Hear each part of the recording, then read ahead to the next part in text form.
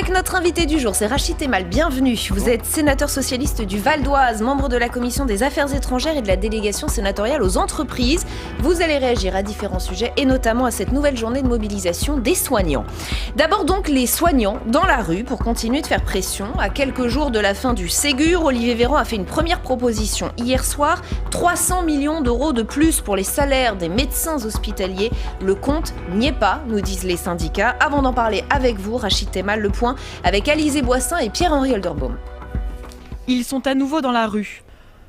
Médecins, infirmiers, aides-soignants, tous manifestent pour davantage de pouvoir d'achat et des meilleures conditions de travail. Olivier Véran a mis sur la table 6 milliards d'euros pour le personnel non médicaux. Hier, une rallonge de 300 millions d'euros a été proposée pour les médecins hospitaliers. Une désillusion pour beaucoup. C'est clairement une goutte d'eau pour ce qui est de tout le personnel, donc public, privé, EHPAD, etc. Mais minimum, il faudrait le double. Pour l'instant, ça ne change rien du tout, c'est juste des annonces. Et 6 milliards, le compte n'y est pas. Voilà, donc Macron fait des annonces, mais il ne tient pas ses promesses comme d'habitude. Et ça devient insupportable. Dans quelques jours, le Ségur de la santé, cette concertation pour un plan massif d'investissement, se termine. Alors les syndicats veulent mettre la pression pour revaloriser les salaires. Ils demandent 300 euros pour le personnel hospitalier.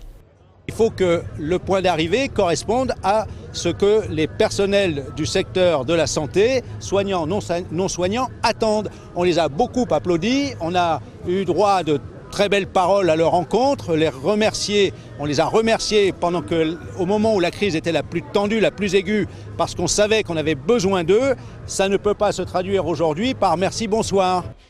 Du côté du gouvernement, on défend une revalorisation inédite. Si on regarde un petit peu en arrière, j'ai cherché même très très loin en arrière. J'ai cherché aussi loin que je pouvais trouver dans les archives du ministère. À quel moment est-ce qu'il avait été proposé une revalorisation des salaires pour plus d'1,5 million de salariés qui s'occupent de nous quand on est malade ? À hauteur de 6 milliards d'euros, c'est la proposition qui a été faite aux syndicats. Figurez-vous, Madame la députée, que je n'en ai pas trouvé. La semaine prochaine, le président de la République devrait annoncer lui-même ces mesures pour l'hôpital.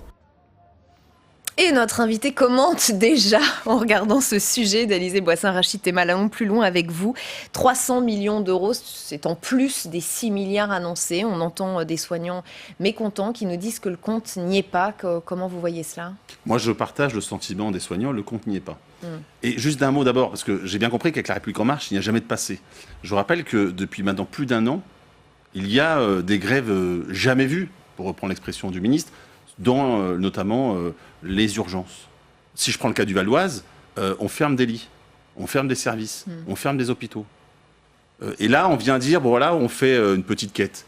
Je rappelle que le président de la République avait dit que quoi qu'il en coûte, il faudrait soutenir ce qui était, d'après lui, en première ligne. 6 milliards, c'est une petite quête ?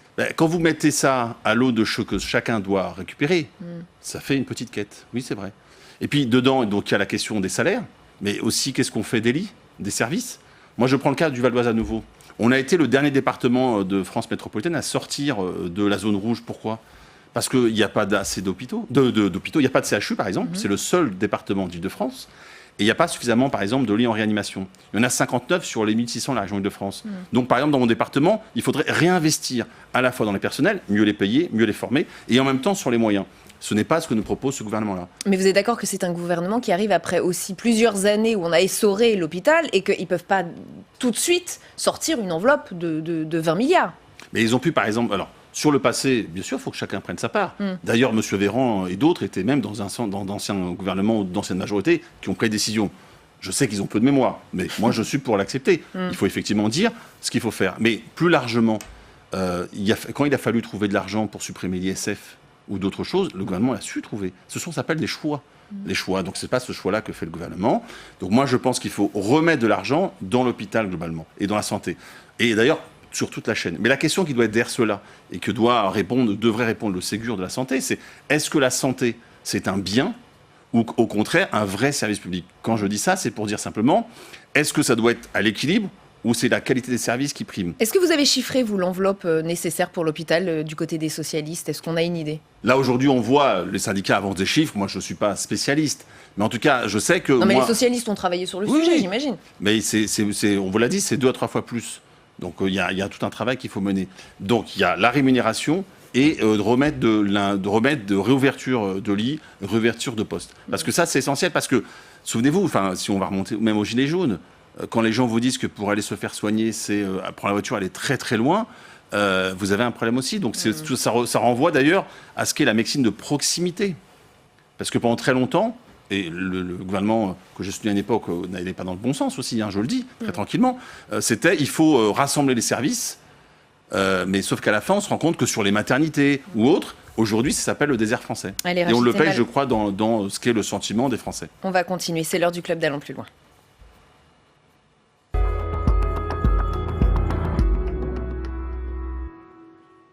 Et ce club, on l'ouvre avec vous, Fabien Recker, la gestion de la crise Covid qui fait l'objet de 2 commissions d'enquête.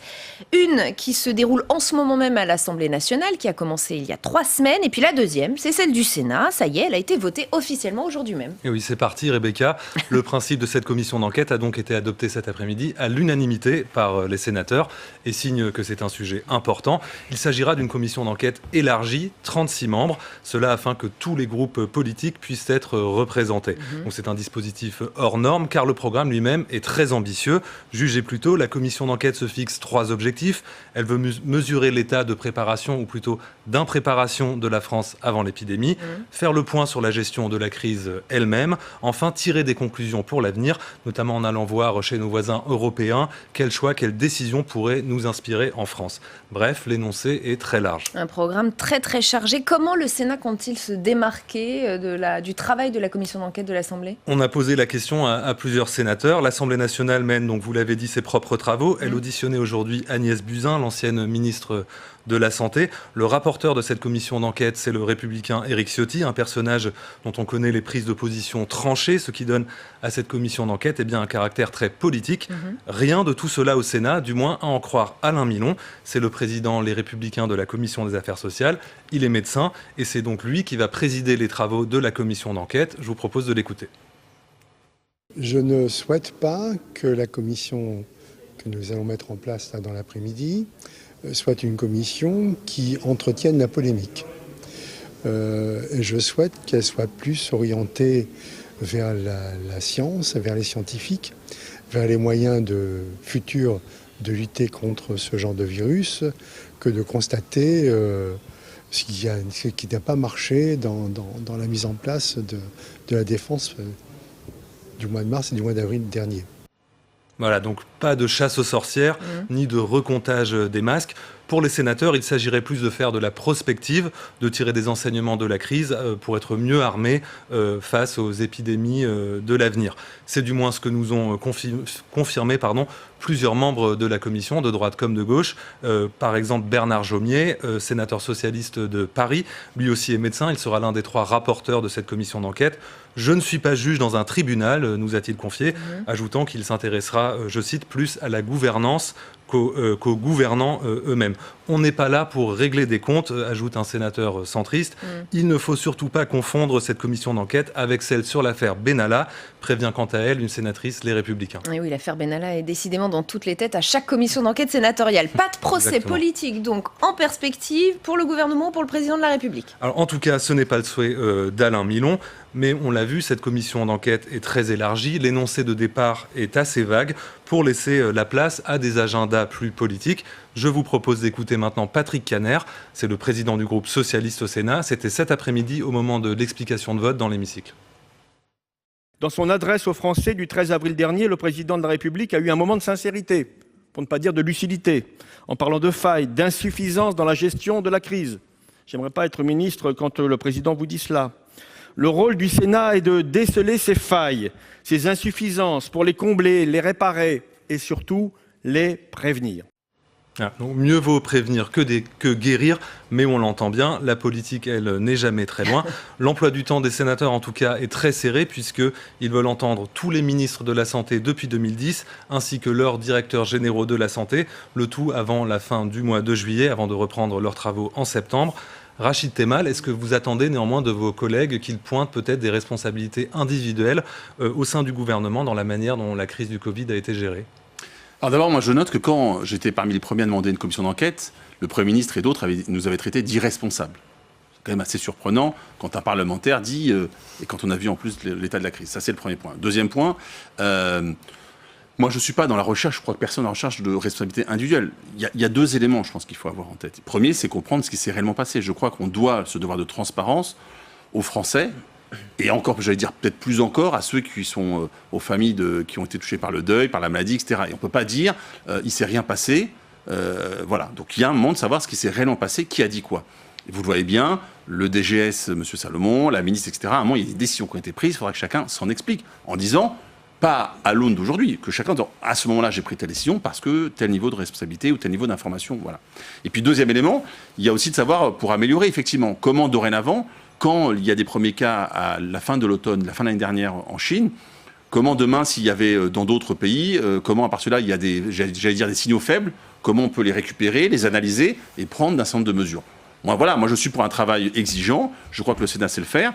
Mais après, commençons pas l'Assemblée nationale, parce que, pardonnez-moi, pour les téléspectateurs qui nous regardent et qui se demanderaient pourquoi il y a deux commissions d'enquête, l'une à l'Assemblée nationale et l'autre au Sénat. Pourquoi la vôtre serait-elle plus indépendante que celle de l'Assemblée nationale? Comment expliquer les choses aux Français lambda qui ne comprend pas bien pourquoi il y en a deux? Ça renvoie, ici, il y a deux chambres. Donc s'il y a deux chambres, c'est que chacun peut faire son propre travail. Oui, mais différemment à ce point-là? Oui, je pense différemment parce que, si je reprends, alors je ne vais pas revenir sur l'affaire Benalla, mais quand même, vous avez bien vu qu'à l'Assemblée, il n'échappe à personne que la majorité sénatoriale, qui est majoritaire au sein de la commission d'enquête à l'Assemblée, la commission à l'Assemblée, la majorité parlementaire à l'Assemblée, est de la même obédience, j'allais dire, que le gouvernement. Donc on sait bien que ça limite un certain nombre de choses. Donc quoi, ça limite quoi? Des questions moins dérangeantes, une enquête moins approfondie? Dans le passé, vous parliez tout à l'heure de l'affaire Benalla, c'était le cas. Bon. Je pense qu'au Sénat, il y a une tradition, je crois, qui fait qu'on va beaucoup plus loin, beaucoup plus en profondeur dans les dossiers. La politique, elle n'est jamais loin. Mais nous sommes des hommes et des femmes politiques. D'ailleurs, nous avons été élus pour souvent nos conceptions, souvent nos visions. Donc avec tout cela, on doit faire ce travail-là. Et donc moi, je pense que bien souvent, le travail du Sénat est meilleur en termes de qualité. Et moi, c'est ce que j'aspire, à ce qu'il y ait un travail de qualité. Parce que je pense, encore une fois, la transparence et le devoir d'information français, nous le devons tous collectivement. Plus encore ceux qui sont respectés, bien évidemment. Et deuxième chose, je crois qu'il faut améliorer nos dispositifs, parce que demain, il y aura peut-être d'autres crises, et que sur comment je capte, je le dis tout à l'heure, un signal faible, comment je mets en moins les moyens, etc., il y a des choses à dire. Par exemple, en France, il faut s'interroger sur quels sont, à part la santé, et il y a beaucoup à dire là-dessus, comment il y a d'autres secteurs qui ne nous paraissaient pas forcément indispensables, comment dorénavant on a des moyens de je veux dire, en termes de services publics minimum, en termes de nourriture, d'alimentation, en termes scolaires. Regardez sur l'école. Je ne jette pas la pierre, c'est du jamais vu. Donc forcément, il faut adapter et voir comment on peut faire demain. Allez, on va continuer ce club avec vous, Steve Jourdain. Vous êtes donc à distance dans la rédaction de Public Sénat. Je le disais dans l'émission d'hier, mais je vais le rappeler ce soir. Les municipales étaient aussi un événement important pour le Sénat. Il y a des élections sénatoriales en septembre prochain, le 27 précisément. Et les sénateurs, évidemment, regardaient de très très près ces résultats, Steve.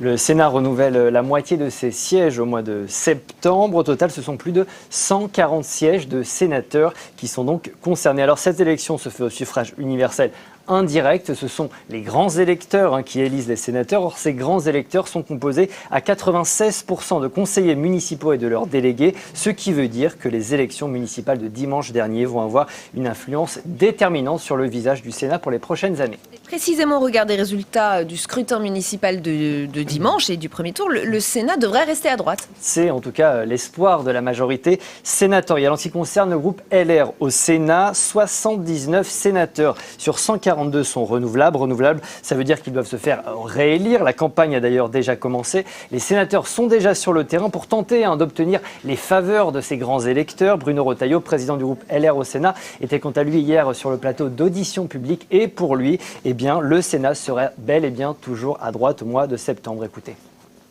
Ces municipales-là ne bouleversent pas, vous l'avez compris, en tout cas la situation de la majorité sénatoriale, la droite et le centre, puisque donc ça va rester LR, éventuellement avec le centre. Je pense même que la majorité pourrait être confortée, en tout cas elle sera consolidée. Je crois que c'est plutôt le groupe En Marche qui va être pris en difficulté.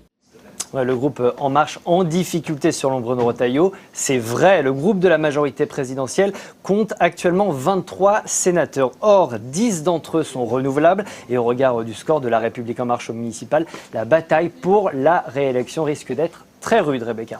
Autre enseignement de ces municipales pour le Sénat, peut-être le retour d'un groupe écologiste. Ce serait en effet la grande nouveauté de ces sénatoriales. La vague verte constatée lors du scrutin des municipales pourrait déboucher sur un oasis vert ici au Sénat. Rappelons que depuis 2017, il n'y a pas de groupe écologiste. Au Sénat, les sénateurs écolos se répartissent dans d'autres groupes comme le groupe RDSE ou le groupe communiste. L'un des porte-voix des élus écologistes au Sénat espère bien que le vert reviendra à l'honneur au mois de septembre. Écoutez.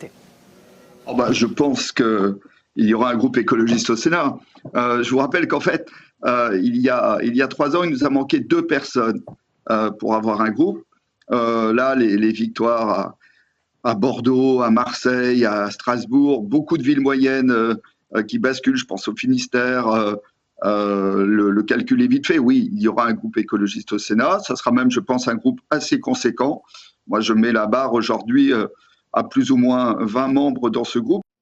Oui, plus ou moins 20 membres. Rappelons que pour constituer un groupe au Sénat, il faut au moins 10 élus. Il devrait donc bien y avoir un groupe écologiste au Sénat. Rachid Temal, 20 sénateurs écologistes, rêve ou réalité? Rachid Temal, allez-y. Non, moi j'ai eu à gérer les dernières sénatoriales pour les socialistes. On avait fait un bon... Faut pas oublier, le scrutin est un peu particulier parce que même si vous prenez une ville, et si je prends le cas de Marseille, ce n'est pas, je rappelle, parce qu'il faut lire la carte, bien sûr. Il y a des endroits où, la plupart des endroits où les Verts sont une tête de liste, il y a des socialistes dedans. Et d'abord, je rappelle qu'à Marseille, d'ailleurs, la tête de liste n'était pas verte, contrairement à ce qu'on peut lire, parce qu'il y avait un score au premier tour des Verts qui était à 9%. Et que dans une majorité, c'est plus divers que ça. Et quand vous êtes, par exemple, si je prends le cas des Bouches-du-Rhône, même Marseille seul, pour faire un siège, il faut aller chercher des voix qui sont à l'extérieur de Marseille. Donc 20 sièges de sénateurs écolos, vous n'y croyez pas du tout? Moi, je souhaite que le groupe écolo je souhaite que les écologistes aient un groupe. Après, je crois que 20, ça me paraît... mais peut-être que Ronan a fait des calculs qui sont meilleurs que les miens, forcément. Et vous demandez rêve ou réalité, c'est rêve, quoi. Espoir, peut-être. Steve, côté socialiste, donc, les choses ne devraient pas trop bouger, je crois. 37 sénateurs renouvelables sur 71 chez les socialistes. On se rappelle du sourire affiché par les socialistes sur les plateaux télé dimanche dernier. C'est peut-être le cas aussi aujourd'hui. Victoire à Nancy, Montpellier, Quimper, Morlaix. Le PS n'est pas mort. Il reste même très implanté à l'échelon local, ce qui signifie donc qu'il ne devrait pas y avoir de bouleversement pour le groupe PS au Sénat en septembre prochain. Ce qui semble certain aujourd'hui, Rebecca, c'est que l'espoir d'Emmanuel Macron de disposer des 3/5 au Congrès s'éloigne encore un peu. Or, avoir une majorité des 3/5 au Congrès, c'est indispensable, notamment en cas de révision constitutionnelle. Une révision constitutionnelle permettant, par exemple, d'inscrire dans la Constitution la protection de l'environnement. Une révision demandée, on le sait, par la Convention citoyenne sur le climat et à laquelle Emmanuel Macron s'est dit favorable. Rachid Temal, comment vous les voyez, ces sénatoriales à la lueur des municipales assez historiques, on peut le dire, qu'on vient de vivre?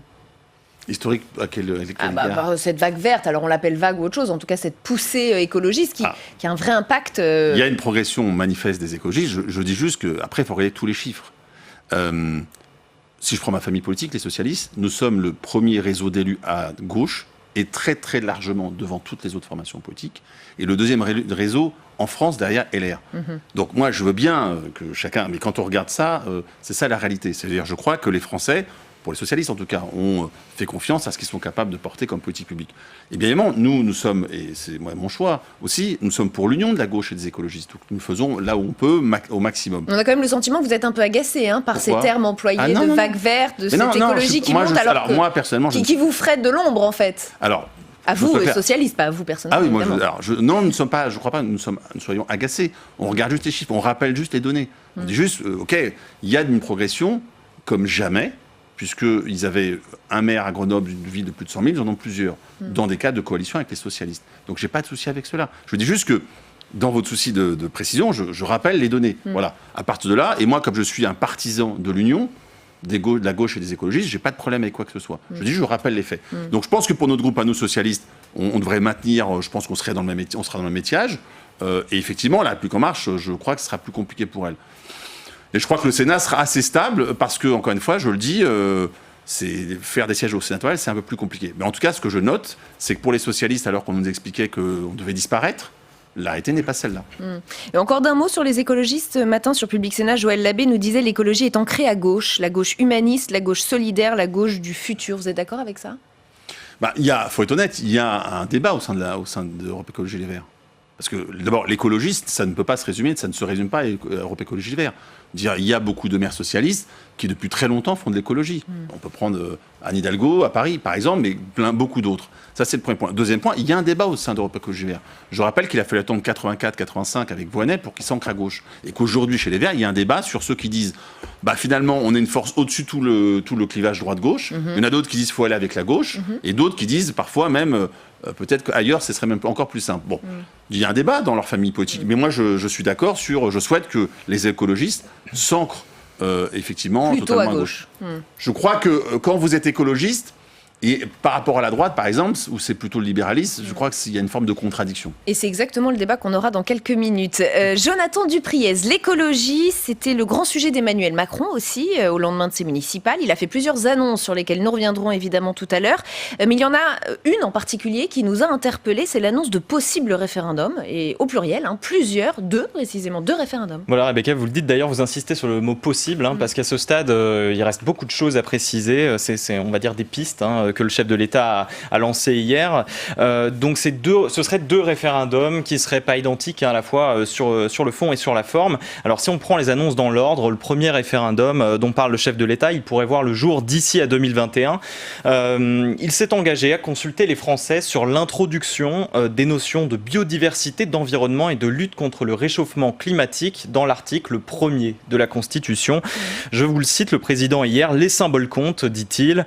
La République sociale, la République des territoires sont désormais inscrites dans notre Constitution. Il est légitime de réfléchir à inscrire l'écologie à son tour. Oui, sauf que pour le faire, il doit engager une révision de la Constitution. Exactement. Emmanuel Macron, il ne l'a pas dit explicitement hier, mais pour cet article 1er, il pourrait s'appuyer sur l'article 89 de notre Constitution qui lui permet de la réviser après avoir eu l'aval de l'Assemblée nationale et du Sénat. Cette révision, elle pourrait aussi être intégrée à une révision plus globale de la Constitution, on peut l'imaginer, et ça lui permettrait de prendre une mesure finalement assez symbolique, avec un faible coût politique, parce que le sujet est, on va dire, assez consensuel, plus consensuel qu'auparavant, tant au niveau des parlementaires que de la Convention climat elle-même. Emmanuel Macron qui est resté toutefois plus évasif sur cet autre référendum. Oui, là, à ce stade, c'est sûr que les contours sont assez flous. Déjà, la date annoncée, on nous dit en 2021, ce qui finalement nous donne assez peu d'éléments. Idem sur le fond, Emmanuel Macron ne donne pas quelles mesures seraient soumises au vote des Français. Le chef de l'État, il promet toutefois de présenter, je le cite, à la fin de l'été, un projet de loi spécifique intégrant plusieurs dispositions qui pourraient être soumises à référendum. Pour ce second référendum, le président, là pour le coup, il l'évoque assez clairement. Il invoquerait cette fois l'article 11 de la Constitution. Il permet en fait au président de soumettre un ou plusieurs projets de loi aux Français par référendum. Écoutez-le, c'était hier à l'Élysée. Si les choses ne devaient pas avancer assez vite, dans le cadre du suivi auquel je veux vous associer, et si nous pensons que c'est pertinent, je souhaite laisser ouverte la possibilité, en 2021, de procéder à un référendum avec plusieurs questions et y attacher les textes pour que dans le cadre de l'article 11 de notre Constitution, nous puissions décider d'un référendum. Je vous ai fait confiance. Vous avez été à la hauteur de cette confiance. Ensemble, nous pouvons aussi, au moment où nous le choisirons, sur des sujets qui peut-être bloqueraient, de faire confiance aux Français. Voilà, Rachid Temal, vous l'avez entendu, le président nous dit si les choses ne devaient pas avancer assez vite. Ça veut dire quoi? Emmanuel Macron met la pression sur les parlementaires? Il faut lui demander. Mais juste d'un mot, vous avez oublié, si je peux me permettre, qu'il y a des mesures qui ont été retirées. Parce que Emmanuel Macron dit aux gens, aux 150 d'ailleurs, personne ne sait vraiment qui. 3 jokers, on parlait des 3 jokers. Mesures, c'est-à-dire que, il dit à la fois je prends tout, mais je lui explique que je retire des choses. Par exemple, les 4%. Sur la fiscalité, sur les dividendes. Pour financer. Ça, il l'oublie. Donc il dit, je choisis, après, bon, et puis là, il balance ça. Moi... il en prend 146 sur 49. Sur 149. Oui, mais je veux dire, soit il dit, je prends tout, soit il décide, et c'est le bon roi qui est installé dans son palais, qui décide de ce qui serait bien et ce qui ne serait pas bien. C'est assez surprenant sur le principe. Ça, c'est le premier niveau. Bon, il reste le président de la République, en même temps. Et il n'y a pas... Enfin, d'accord, et donc Il peut être dans ce que mais dans ce cas-là, faire oui un peu son choix. D'accord, oui. mais dans ce cas-là, ça ne veut pas dire qu'il y a une convention citoyenne et que tout ce qui est pris est envoyé aux Français. Il a fait un tri, il a fait un filtre. C'était pas prévu. Ça, c'est le premier point. Deuxième point, moi, tout ce qu'on veut, mais je rappelle qu'aujourd'hui, il y a un tripatouillage de ce gouvernement pour décaler les élections régionales et départementales prévues en mars 2021. Donc pas dire d'un côté on fera du référendum et de l'autre côté on retire des élections prévues, attendues par les Français. Donc ça c'est pas acceptable. Donc nous sommes les socialistes pour maintenir ces dates-là. Bon, c'est ou l'un ou l'autre. Non, c'est pas l'un ou l'autre, mais comme il veut en retirer, on lui dit d'abord commencer par respecter la démocratie. Parce que quand on veut réformer la Constitution, commençons par la respecter. Il y a des scrutins qui sont prévus en mars prochain et nous les socialistes nous demandons le maintien et nous demandons à ce que d'ailleurs on aille même beaucoup plus loin sur la décentralisation, on l'a prévu, etc. Bon. Et puis troisième élément. Enfin, moi, je veux bien tout ça est très sympa. Hein. Bon. Mais quand même, c'est quand même ce gouvernement-là qui a mis la fameuse taxe qui a fait qu'il y ait les gilets jaunes. On ne peut pas non plus s'exonérer tous de cela. Donc à partir de là, une fois que j'ai dit cela, moi je souhaite que tout ce qui est prévu par la Convention citoyenne arrive au Parlement. Nous sommes pour le maintien des élections départementales et régionales. Et puis après, comme on dirait l'autre, on cause. Et puis s'il veut un référendum, moi je veux l'en dire.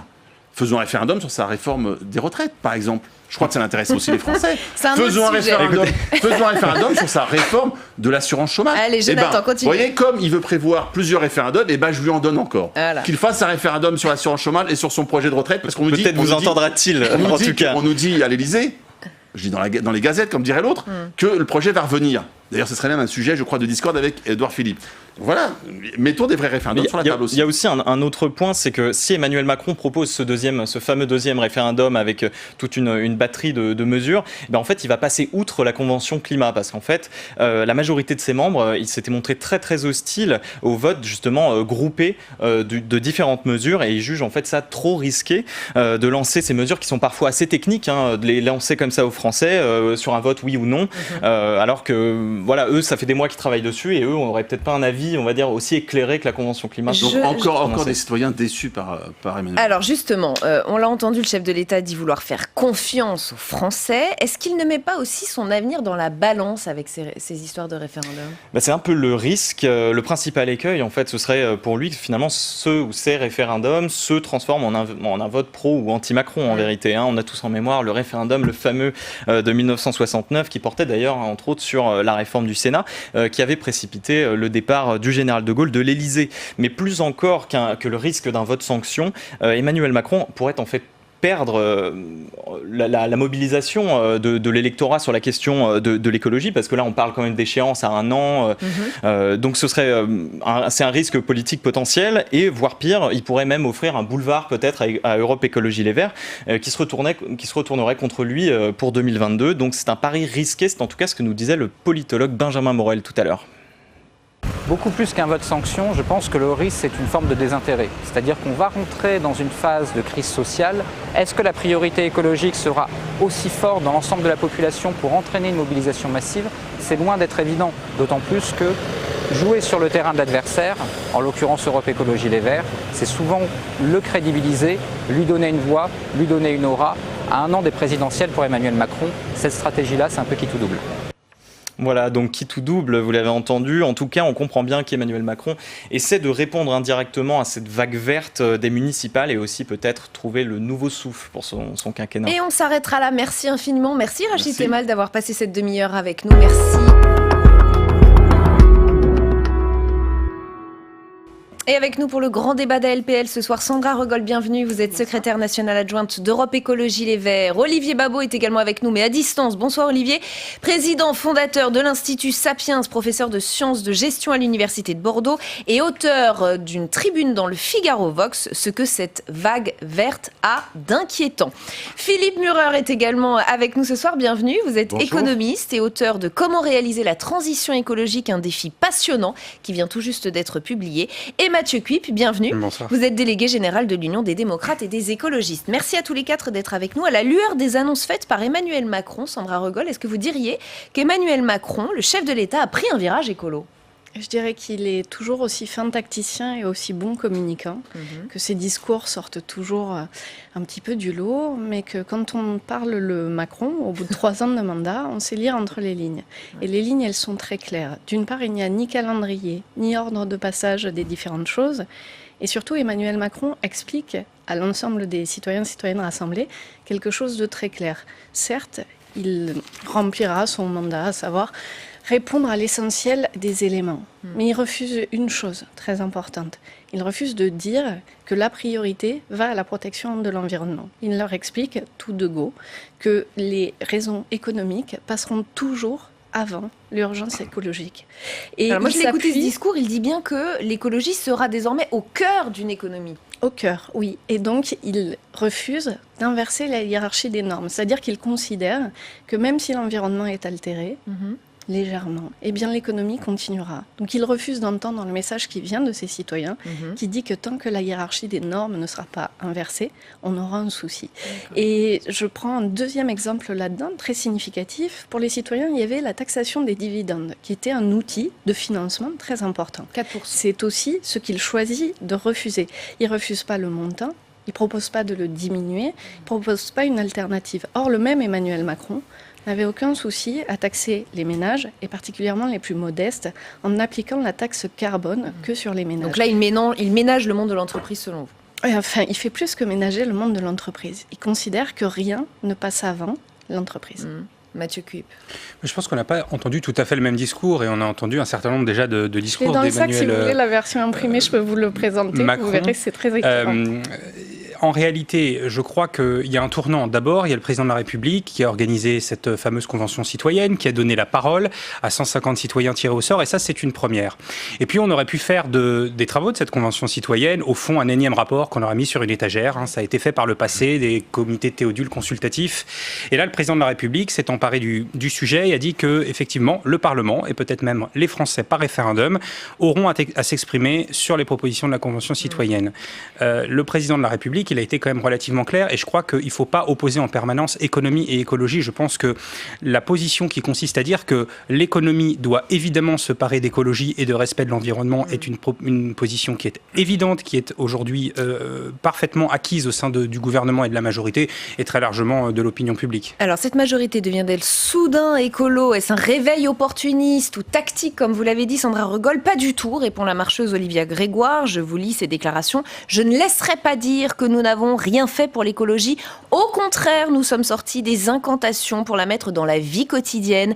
Prime à la conversion électrique, fermeture des centrales à charbon, fin du plastique à usager unique.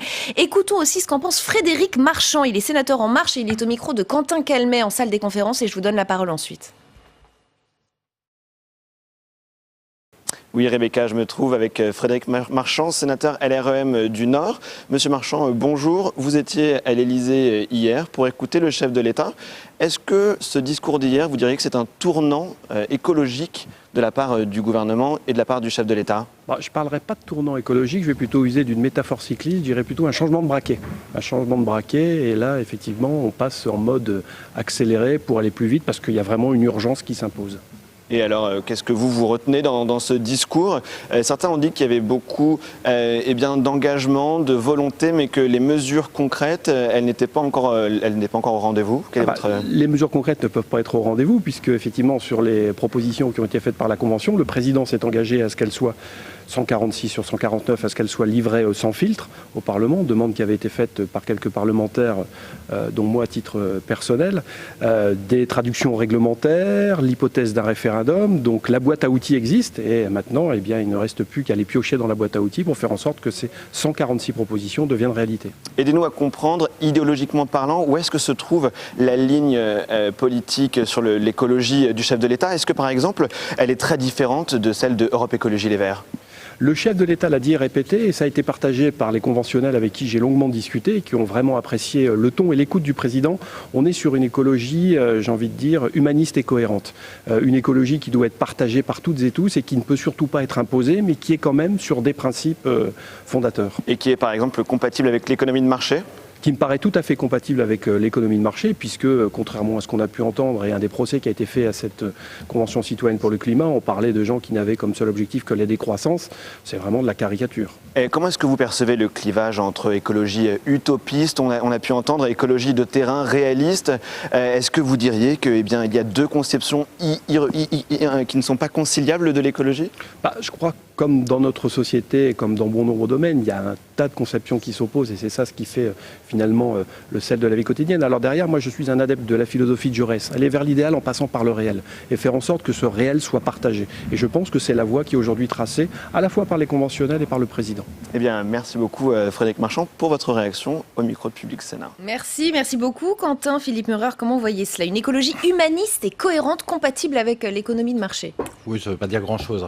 Je trouve pas ça très cohérent. En fait, Macron n'est pas un adepte de l'écologie, il le reconnaissait lui-même. Là, effectivement, il fait un tournant pour surfer sur la vague écologique, qui n'a eu lieu d'ailleurs que dans les grandes villes de France, au municipal, et pas du tout dans la France périphérique. Mais il manque énormément de choses, en fait, parce que c'est un fouillis de 146 mesures. Que vont retenir les citoyens de ce fouillis? En fait, il n'y a pas de ligne. Ce qu'il fallait envoyer, c'est des lignes directrices très claires, très marquées. Lesquelles? Quoi? Première chose, il y a un énorme absent. Produire, c'est une convention citoyenne sur le climat. Il faut produire donc énormément d'énergie sans CO2 pour nous passer des énergies fossiles. C'est ça la transition énergétique. Ne pas émettre de CO2 et donc produire beaucoup d'électricité pour ça. Et en plus, le monde se réveille aujourd'hui. Le Japon en 2016 a pris une stratégie pour aller vers l'économie d'hydrogène. La Chine en 2019. Madame Merkel a mis 9 milliards d'euros sur la table pour l'économie d'hydrogène, qui nous permet de transformer notre électricité, qu'elle soit nucléaire, éolienne, solaire, ça c'est le choix des citoyens, en électricité, donc une électricité sans CO2 qui devient un carburant sans CO2 qui remplace l'essence. On a tout pour aller très très loin. On a tout pour faire plaisir aux citoyens. En même temps et en mariant économie, écologie, création d'emplois en France. Et malheureusement, c'est extrêmement mou, c'est extrêmement fouillis et il n'y a pas grand-chose. Et en plus, il y a un télescopage assez symbolique dans l'actualité, cette fermeture de Fessenheim. Olivier Babot, qu'en pensez-vous? Fessenheim est l'emblème de la contradiction. Pardon, vous m'entendez? C'est bon, on vous entend, c'est parfait, allez-y. C'est bon? Pardon. Ouais. La fermeture de Fessenheim est l'emblème de la contradiction de cette approche. En effet, il n'est pas mentionné dans la Convention citoyenne, on ne parle pas de nucléaire, on ne parle pas non plus d'ailleurs de la taxe carbone qui serait pourtant probablement la réponse la plus efficace si vous voulez diminuer la consommation de carbone, si vous voulez aussi taxer les importations qui sont très carbonées parce qu'elles ont utilisé beaucoup de transport. Il faut à un moment donné que dans le prix, vous ayez une internalisation de ce qu'on appelle cette externalité négative qu'est le carbone, comme disent les économistes. Et donc, il faudrait une taxe carbone, mais en fait, c'est justement l'un des points aveugles de la Convention. Alors, cette fermeture de Fessenheim est totalement absurde, parce qu'il faut le dire aujourd'hui, que c'est tragique en France. 86% des jeunes pensent que l'électricité nucléaire produit du carbone, qui est une énergie carbonée, alors que c'est précisément le contraire, et que l'éolien et le solaire ont des bilans réels carbonés qui sont catastrophiques, et qui empêche le pilotable. Prenons l'exemple de l'Allemagne. En 2025, ils auront investi 500 milliards d'euros dans la transition écologique et ils envoient toujours dans l'atmosphère autant de carbone. C'est catastrophique. Donc c'est exactement à l'envers d'une politique qui ne serait pas une politique uniquement décroissantiste et finalement reprenant l'anticapitalisme et l'anticonsumérisme qui ont trouvé des habits très pratiques dans les habits verts de l'écologie depuis longtemps. Il est possible d'avoir une écologie de l'innovation, une écologie du smart grid, une économie qui va utiliser par exemple les OGM pour pouvoir utiliser moins d'intrants et pour pouvoir nourrir la population en sollicitant moins la nature. Il y a plein de choses qui peuvent être faites. Malheureusement, la Convention citoyenne, ça va pas tellement dans le bon sens. Sandra Regol a très envie de vous répondre. C'est intéressant parce qu'en fait, tout le monde commente les propositions des citoyens, mais personne n'a lu les 600 pages qu'ils ont produites. Comme s'il ne s'agissait que de quelques propositions saupoudrées, alors que le projet des citoyens, il est très global. On leur a confié une mission qui était de proposer un chemin pour baisser les émissions de gaz à effet de serre. Et donc, ils l'ont fait. Donc, ils ont pris par secteur, ils ont pris les transports, ils ont pris l'alimentation, ils ont pris les moyens de consommation. Et en fait, ils ont tout décliné. Donc je suis toujours très amusée de voir tous ces gens qui décrivent le travail des citoyens qui auraient oublié telle chose et telle chose. En fait, ce sont des citoyens qui en 9 mois ont fait plus, J'ai envie de dire que ce gouvernement en a fait en 3 ans. Or, ils n'étaient pas formés, ils n'avaient pas les informations. Ce sont juste des citoyens qui ont repris leur pouvoir sur la société.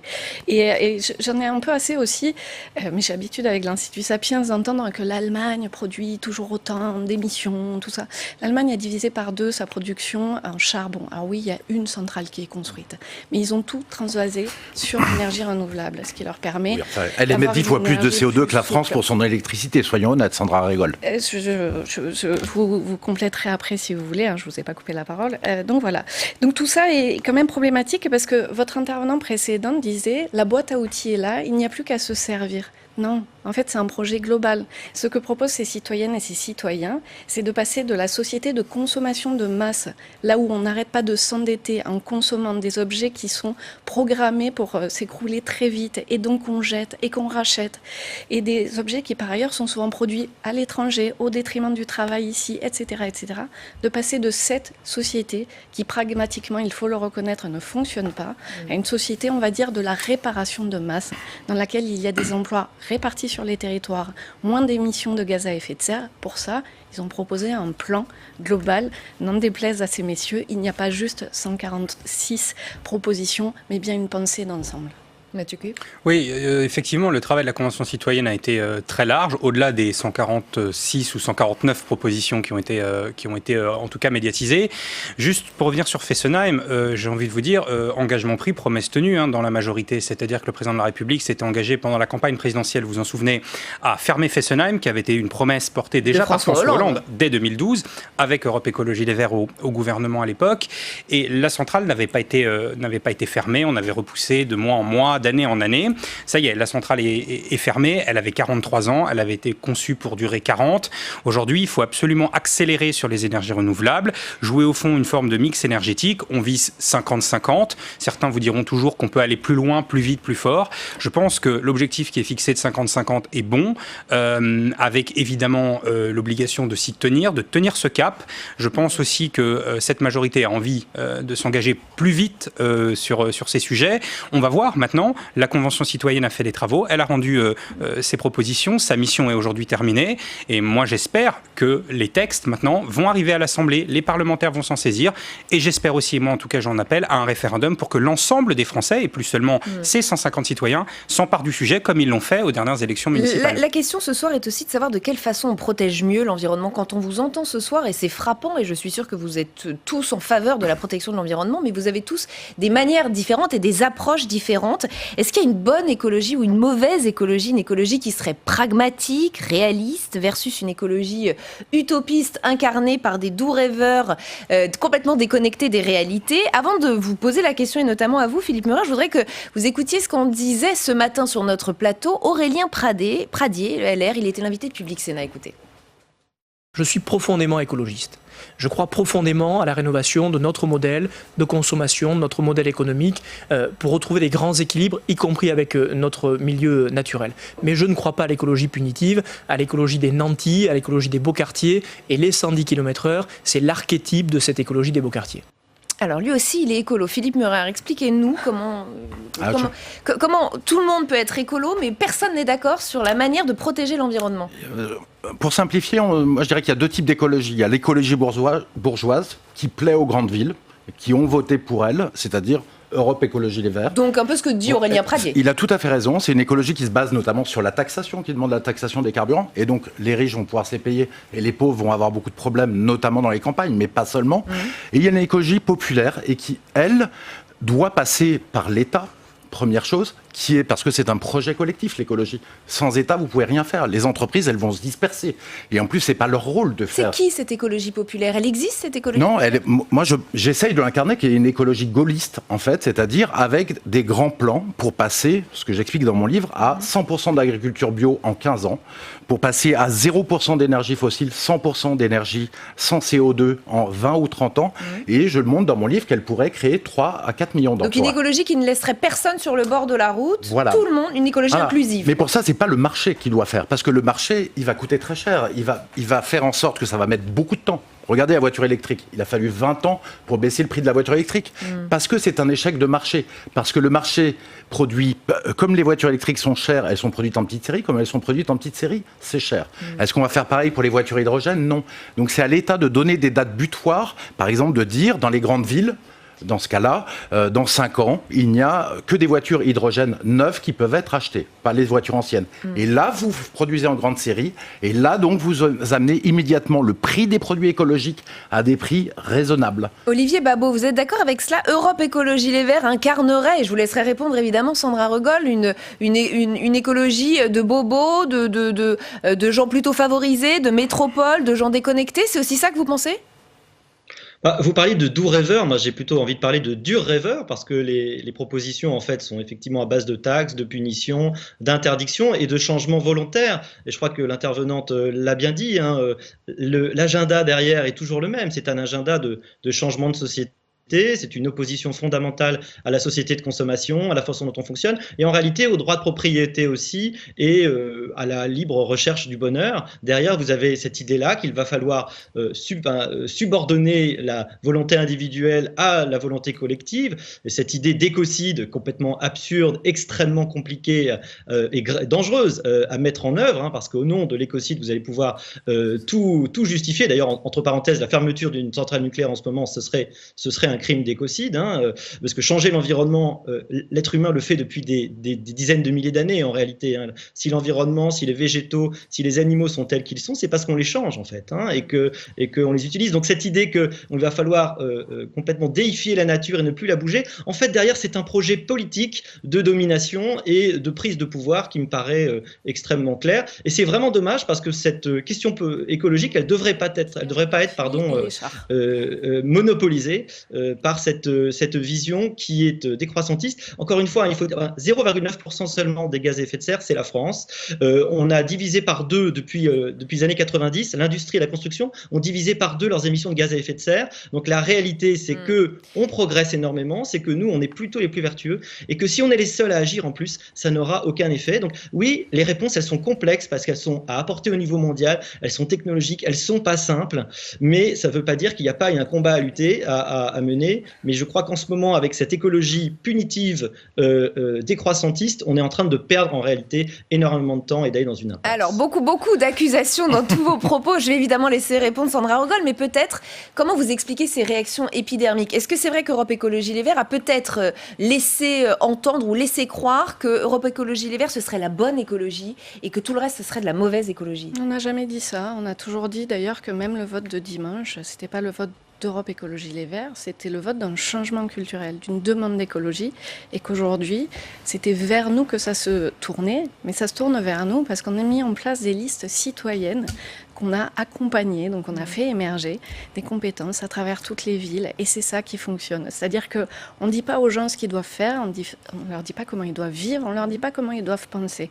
Et on remet même en question les logiques françaises qui font qu'il y a toujours un homme providentiel et rien d'autre qui peut apporter une solution, soit dans une ville, dans une institution ou ailleurs. Et oui, tout ça, ça gêne. Mais vous remarquerez que quand on faisait 6% à la présidentielle, eh bien l'écologie que nous incarnions était beaucoup moins attaquée que quand on remporte une dizaine de grandes villes en France. Et effectivement, je trouve que l'Institut Sapiens baisse un peu dans sa capacité à nous insulter. Les gens des Républicains ou les gens de LREM étaient beaucoup plus fleuris. Nous sommes des connards, nous sommes comparables à Hitler, j'en passe et des meilleurs, mais depuis quelques semaines, la violence, la vulgarité à l'encontre des idées écologistes a atteint des sommets de caricature qui sont telles que j'ai du mal à répondre en fait à autant de caricatures. Je pense que ne pas le faire est la meilleure des réponses, parce que je ne sais pas comment répondre à une série d'accusations qui ne reposent absolument sur rien, quand la réalité de notre programme, c'est proposer la liberté de choix aux personnes, la liberté d'entreprendre dans le respect des autres, la liberté de respecter les limites planétaires pour que tout le monde puisse en profiter, et pas juste quelques-uns, et c'est de créer 1 million d'emplois francs, c'est-à-dire en comptant tout ce qu'on perd à échelle de quelques années à peine. Donc vous voyez, je vais me contenter de ça pour répondre à monsieur. Mathieu Cuyp. Ce débat sur savoir s'il y a une bonne ou une mauvaise écologie, il est vieux comme le monde. On l'a connu en Allemagne dans les années 90 aussi. Est-ce qu'il fallait une écologie que certains considéraient comme Khmer vert, puisque vous parlez de ça, ou une économie plus ouverte sur une écologie plus ouverte sur la question économique. Après, moi je pense que les Français sont évidemment aujourd'hui très intéressés par le sujet de protection de la biodiversité, des écosystèmes. Ils sont rentrés pleinement dans ces sujets que les Verts et d'autres ont portés. Je pense que l'écologie n'est pas uniquement le monopole d'Europe Écologie Les Verts. Je pense notamment à la droite, par exemple, en 2007, avait fait le Grenelle de l'environnement, le gouvernement de François Hollande avait fait des choses, etc. Est-ce que c'est forcément pardon, sur la question avec... de l'écologie punitive, j'entendais le nouveau maire de Bordeaux, Europe Écologie Les Verts, qui ce matin sur une antenne expliquait qu'il fallait s'inquiéter de l'évolution technologique, notamment sur la 5G. Et là-dessus, ça envoie quand même un signal que l'écologie, au fond, a un côté un peu de régression, de méfiance du progrès, alors même que les questions sur le numérique, notamment, et on l'a vécu, moi je crois vraiment au numérique allié de l'écologie. On l'a vécu pendant la période de confinement, où on a eu moins de mobilité, on a utilisé le numérique, ça a été très utile, et ça participe d'ailleurs à réduire notre empreinte carbone. Même pas la 3G ou la 4G. J'entends bien, pour le coup je suis d'une région rurale, la région centre, où on a pour le coup encore des zones blanches. Avant de donner uniquement aux urbains la 5G, vous voyez, dans une égalité territoriale. Certes, mais c'est pas ce que disait tout à fait le maire de Bordeaux. Il s'inquiétait sur des conséquences sanitaires, etc., dont pour l'instant nous n'avons pas évidemment la preuve. Même si moi je pense qu'il faut rassurer les Françaises et les Français sur ces technologies. On l'avait fait d'ailleurs sur les antennes relais. Voilà, on avait fait sur les antennes relais. Mais c'est un message anti-progrès, quoi. Voilà, et je pense qu'à un moment, l'écologie doit être l'allié du plus grand nombre et ne doit pas sombrer dans cet écueil un peu complotiste parfois, notamment sur le sujet de la 5G. En revanche, sur le sujet de la voiture, je pense qu'aujourd'hui, à peu près tout le monde, notamment dans les grands centres-villes, a compris que la place de la voiture doit diminuer. Il faut retrouver un espace piéton, un espace de mobilité douce importante, modulo quand même les régions pour le moins rurales ou périphériques qui sont, et je le vois moi dans ma région, il y a des villes où il n'y a pas de gare, il n'y a plus de transport public et donc la voiture est nécessaire. Donc il faut accélérer sur la question de la transition de la voiture thermique vers l'écologie, vers la voiture à hydrogène ou la voiture électrique. Et donc ça, évidemment, il faut le faire main dans la main avec l'industrie, avec l'économie et pas voir ça comme un ennemi. Je pense que ce débat-là, il va encore durer longtemps, même si, évidemment, j'appelle de mes voeux que ce soit celui de l'écologie alliée de l'économie qui l'emporte. Philippe Meurer. Oui, il faut plus de débats sur l'écologie. Je pense que quand on parle d'écologie, en fait, généralement, il y a beaucoup de journalistes, pas vous, mais qui invitent sur un plateau Europe Écologie Les Verts. Et donc les Français n'entendent que ce son de cloche. C'est un minimum, il y a un parti écolo. Ouais, alors par contre, il y en a plusieurs. Alors moi, je vais vous donner quand même quelque chose que j'ai au fond de moi et que beaucoup de gens ont au fond d'eux, et Olivier Babot sera d'accord avec moi là-dessus. Réglez vos comptes. C'est que Europe Écologie Les Verts peut être quand même assez énervant. Et je vais vous dire, là, sur le nucléaire, il y a un vrai problème. Parce que Europe Écologie Les Verts nous dit qu'il faut fermer les centrales nucléaires qui n'émettent pas de CO2 pour les remplacer par des éoliennes et des panneaux solaires qui la moitié du temps produisent, mais quand il n'y a pas de vent ou pas de soleil, ne produisent pas. Et donc, qu'il faut adosser à des centrales gaz, forcément, ou charbon. Donc ça veut dire qu'Europe Écologie Les Verts, leur programme, c'est d'émettre plus de CO2, parce qu'ils ont leur ancienne contradiction de dire on est contre le nucléaire, on veut sauver le climat. Et là-dessus, vous avez brouillé la vision des Français de l'écologie. C'est un peu haro sur Europe Écologie Les Verts. Mais non, mais parce que c'est incroyable. Mais c'est incroyable que Europe Écologie Les Verts, leur programme, ce soit de fermer le nucléaire pour mettre des centrales gaz charbon en complément de centrale gaz, allons-y gentiment, en complément de l'éolienne et du solaire, et ça n'a aucun sens. C'est une absurdité qu'ils nous énoncent depuis des années, et Olivier Babot, je suis sûr, est d'accord avec moi. C'est dommage de ne pas avoir la discussion sur le sujet qui était le nôtre, à savoir l'écologie qui émerge. Et l'écologie de demain. Et d'avoir des gens qui ne font que ramener le débat sur leur marotte, à savoir Ah non, pas du tout, moi j'ai pas de marotte. Et je trouve ça vraiment très très dommage de toujours sombrer dans la caricature quand on essayait d'avoir quelque chose de plus intéressant avec des citoyens. Et vous avez des choses à répondre sur le nucléaire ? Non, parce qu'en fait, vous ne faites qu'une stratégie d'évitement. Et donc, non, je n'ai pas envie de répondre à ça. Moi, j'ai envie d'essayer de parler de ce qui préoccupe aujourd'hui. On rentre dans une crise économique. On doit créer de l'emploi. Le système actuel provoque des délocalisations, des pertes d'emplois. Ça provoque ces villes dans lesquelles il n'y a plus rien. Et donc là, on est en train de me faire je sais pas, un cake sur votre stratégie CO2, oui, qui n'est pas claire. Et donc là, aujourd'hui, on a besoin de créer des emplois. C'est ce qu'on propose. La transition écologique aujourd'hui est une des notions les plus favorables auprès des Français.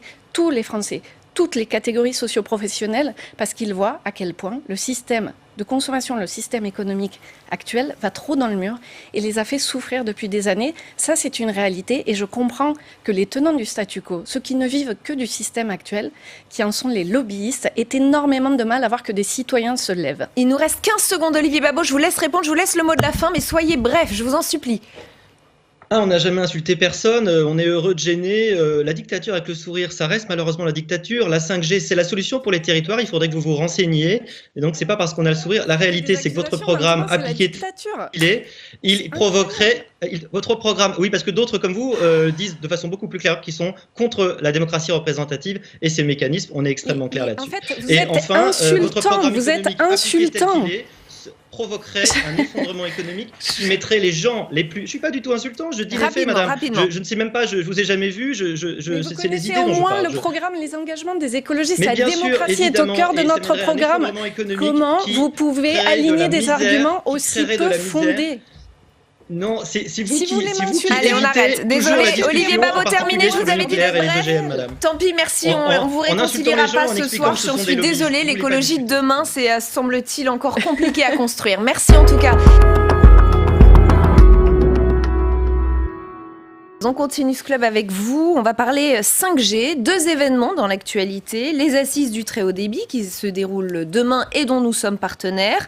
Aménagement numérique du territoire. Quelle politique pour un nouvel élan ? Question au programme de cette année, vous l'avez vu.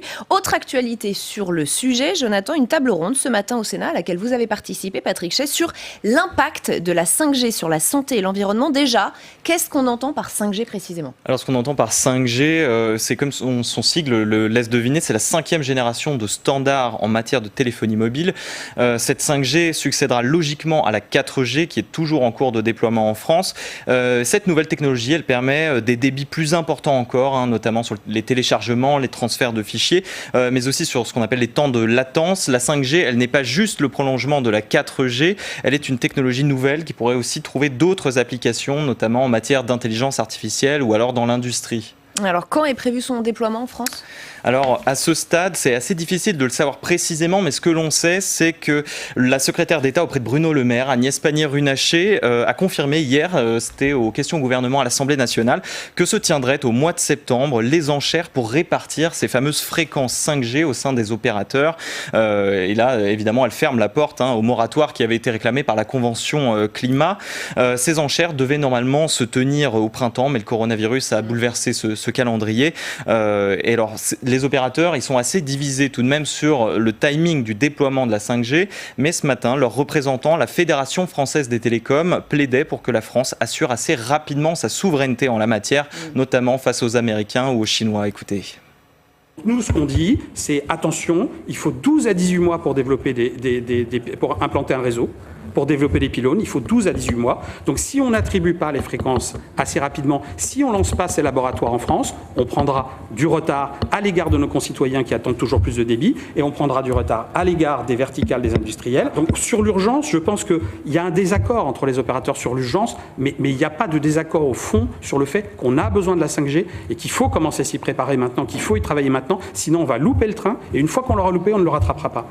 Alors, il y a la question de la souveraineté qui est devenue une priorité, on l'a bien compris, mais ces dernières semaines, une frange de l'opinion a surtout dénoncé de possibles problèmes d'ordre sanitaire autour de la 5G. Oui, sur ce point, les questions demeurent nombreuses. L'Agence nationale de sécurité sanitaire, l'ANSES, qui est en charge pour le compte du gouvernement d'une étude sur l'exposition des populations aux champs électromagnétiques, a conclu dans un rapport préliminaire publié en janvier 2020, que je cite, elle a conclu à un manque important, voire à une absence de données scientifiques sur les effets biologiques et sanitaires potentiels de la 5G. Ce qui fait débat, ce sont notamment les fréquences utilisées pour la 5G, notamment la bande 3,5 GHz dans un premier temps. C'est cette plage d'ailleurs de fréquences qui sera mise aux enchères à partir du mois de septembre, et aussi sur le 26 GHz qui sera une autre plage de fréquences plus tard utilisée pour d'autres applications. Mais pour l'ANSES, il y a pour l'instant trop peu d'études qui permettent de se prononcer sur la neutralité sanitaire de la 5G, en tout cas sur la bande 3,5 GHz. Et ça nous concerne tous à court terme. Écoutez. Tout ce qui est téléphonie mobile, 2G, 3G, 4G, donc jusqu'à environ 2,5 GHz, on a beaucoup de données. Par contre, c'est vrai qu'à 3,5, là, on n'a rien, tout simplement parce qu'il y a eu très peu de déploiement dans cette bande-là, et donc que les laboratoires de recherche ne se sont pas intéressés spécifiquement à cette bande-là.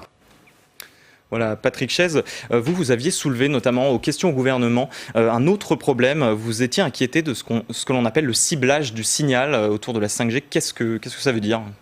En fait, la 5G, c'est une rupture technologique. Aujourd'hui, pour imager mon propos, il faut comprendre que la téléphonie mobile, c'est une antenne qui va diffuser les ondes en parapluie. C'est-à-dire que sous l'antenne, on a des ondes qui sont diffuses dans tous les sens. Au niveau de la 5G, on va donc limiter en fait, cette diffusion d'ondes en ciblant donc l'objet qui va être connecté. C'est-à-dire qu'on aura un faisceau qui va aller directement de l'antenne à votre portable ou à l'objet connecté qui sera en service. Ce qui fait que globalement, on aura évidemment beaucoup moins d'ondes dans l'atmosphère, si on veut voir le côté positif, mais que l'onde qui va venir pointer votre portable va être sur un faisceau concentré. Et le retour d'expérience sur cette technologie-là, aujourd'hui, effectivement, on ne l'a pas. Et c'était le sens de ma question à la ministre, pour dire, ne faut-il pas plutôt attendre d'avoir des garanties sanitaires sur le sujet, même si je n'ai pas une inquiétude extrême. Je ne veux pas ici vous dire... Vous ne voulez pas alarmer. Non, je ne veux pas qu'on ait peur de la 5G, ce n'est pas le sujet. Mais il me semble que pour faire en sorte que cette 5G soit acceptée par chacun d'entre nous, il faut qu'on ait des garanties par une autorité indépendante qui est l'ANSES, et que l'ANSES apporte ces garanties de façon sérieuse et certaine. Mais elle mettrait combien de temps à avoir ces études ? Parce qu'il y a des impératifs économiques, commerciaux, qu'on imagine bien. Bien sûr. L'ANSES dit aujourd'hui qu'elle est capable de donner un certain nombre d'informations dans le premier trimestre 2021. Ah oui. C'est pas si loin. C'est pas si loin et ça me paraît compatible. Alors j'entends le président Soriano qui dit oui, mais plus on attend et plus on décale. Oui, mais moi, personnellement, je préfère qu'on décale de 6 mois, voire d'1 an, le déploiement d'une technologie, mais qu'elle soit avec une adhésion des utilisateurs, plutôt qu'on crée, en fait, un climat de tension, d'inquiétude, qui rejette en bloc l'ensemble du système. Et qu'on braque la population. Je pense qu'il faut arriver à ce stade d'acceptation. Mais ce matin, on a quand même entendu la Fédération française des télécoms qui a assuré qu'il n'y avait pas de risque et qu'en fait, la 5G, elle allait dans la continuité des services existants, 2G, 3G, 4G. Alors ça n'a pas forcément convaincu certains sénateurs, notamment l'écologiste Guillaume Gontard. Écoutez. Quand j'entends les opérateurs qui disent rien de nouveau, il n'y a aucun risque et on peut y aller, je suis pas sûr que ça soit, que ça puisse rassurer. C'est un petit peu comme si quand on a travaillé, je sais pas, sur la mise en place du TGV, qu'on avait fait les premiers essais, on avait lancé à 400 km/h un train sur des rails pour la première fois, mais qu'on l'avait rempli de passagers et de public, et puis qu'on se dit on va mettre des capteurs de partout, puis on va voir ce qui se passe.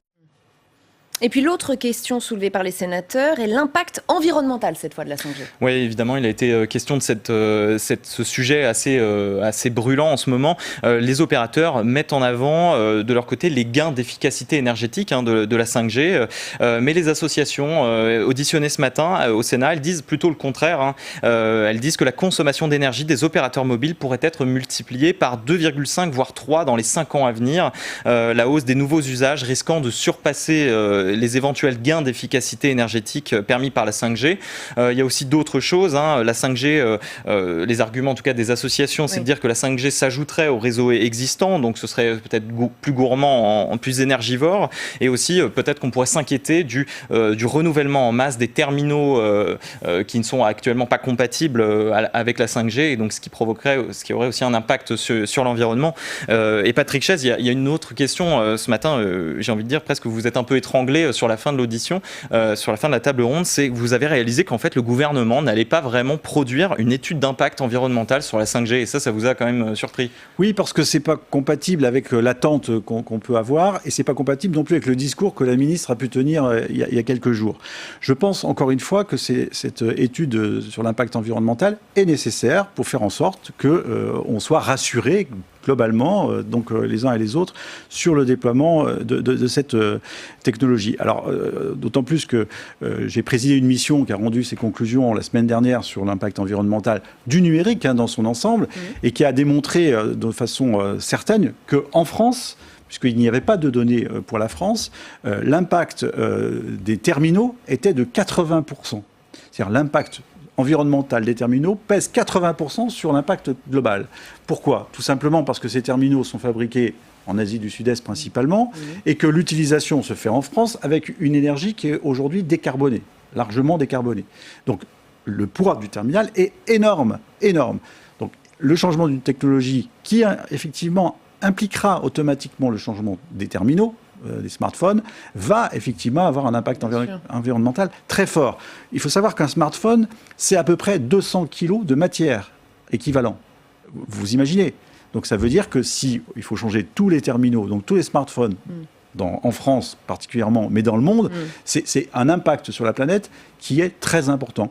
Et cela, on ferme un peu les yeux, et c'est dommage. Est-ce que vous êtes même d'accord avec le nouveau maire écolo de Bordeaux, Pierre Urmic, qui a déjà fait parler de lui là, ces tout derniers jours, puisqu'il veut un débat sur les dangers de la 5G, et il veut même organiser une consultation de sa population. Est-ce que vous êtes d'accord avec ce genre de démarche ? Si vous voulez, je pense que sur des sujets aussi techniques, faire un débat avec la population, c'est à mon sens risqué et même peu productif.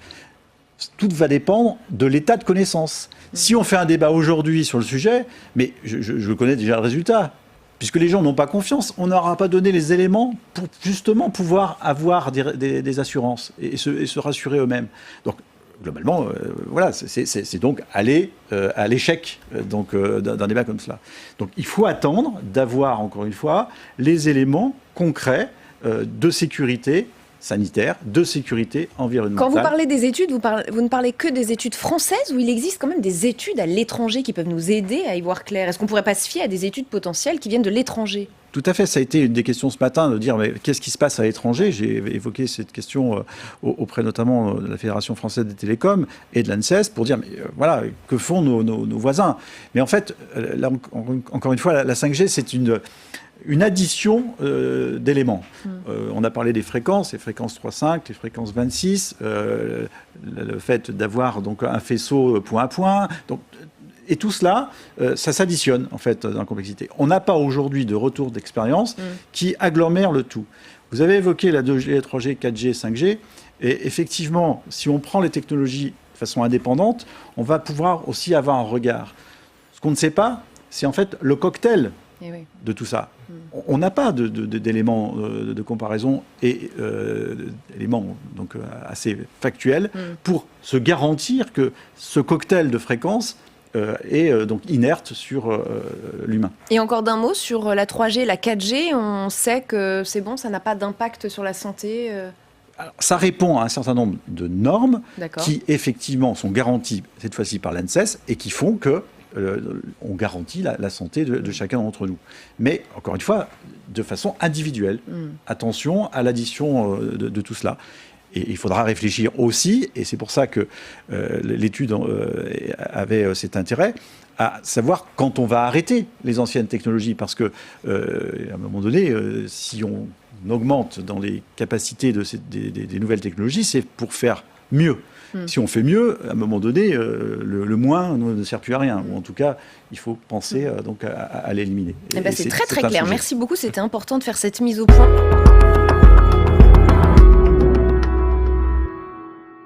Et allons plus loin dans l'entretien ce soir avec nous. Gaël Giraud, bienvenue. Vous êtes économiste, directeur de recherche au CNRS et vous avez été chef économiste pour l'Agence française du développement. Merci d'avoir accepté notre invitation. Vous avez d'ailleurs été auditionné il y a peu au Sénat sur la manière de sortir de la crise. Le Sénat qui vient de faire 50 propositions. On n'a pas tout exactement, mais on a cet acte de décentralisation très fort. Est-ce que pour vous, c'est un bon axe ? Oui, je pense que la pandémie et disons, le cafouillage incroyable qui a eu lieu dans différents organes administratifs de la France, ne fût-ce que pour avoir des masques, pour avoir des enzymes, pour faire du dépistage, a montré que le roi était nu en matière de décentralisation. Et je pense que c'est très heureux qu'on puisse avoir aujourd'hui un vrai débat, parce qu'en réalité, depuis 30 ans, on a abandonné le thème de la décentralisation, et il faut la repenser entièrement, je crois. Alors cela dit, dans ce qu'on vient d'entendre, il y a 2 points, à mon avis, qu'il faut souligner. Le premier, c'est ne plus mettre l'hôpital au centre du dispositif sanitaire français. Je pense que ça, c'est une très bonne idée. Celui qu'il faut mettre au centre, c'est le médecin généraliste, qui est le premier contact avec le patient et qui réoriente le patient éventuellement vers un hôpital, mais pas nécessairement vers un hôpital. Et donc là, il y a une revalorisation du métier de médecin généraliste à mettre en œuvre. Le passage pour les aides-soignantes à devenir infirmière, je pense que c'est une très bonne idée. J'ai été aide-soignant moi-même pendant 1 mois et demi, donc je sais ce que c'est. Et c'est vrai qu'il y a plein de situations dans lesquelles les aides-soignants posent déjà des actes qui sont très très proches de ce que fait une infirmière. Donc je crois que ça, c'est une très bonne idée. Alors en revanche, privatiser l'hôpital public, ça je pense c'est une très très mauvaise idée. C'est-à-dire que ce dont la pandémie a fait la démonstration, c'est pas du tout que le secteur public est inefficace, c'est au contraire. Quand vous abandonnez le secteur public, il devient inefficace, mais parce qu'on l'a abandonné. Et donc il faut certainement pas privatiser l'hôpital public, il faut redonner les moyens à l'hôpital public de remplir sa mission de service public. La logique du Sénat, c'est aussi de dire qui décide paye, qui décide. Donner plus de liberté aux localités, aux municipalités, aux collectivités, c'est aussi plus leur donner d'argent. Tout à fait, absolument. Il faut re-responsabiliser les collectivités territoriales, leur donner les moyens, en fait, des compétences qu'on leur a attribuées, parce qu'on leur a donné des compétences sans moyens et sans responsabilité.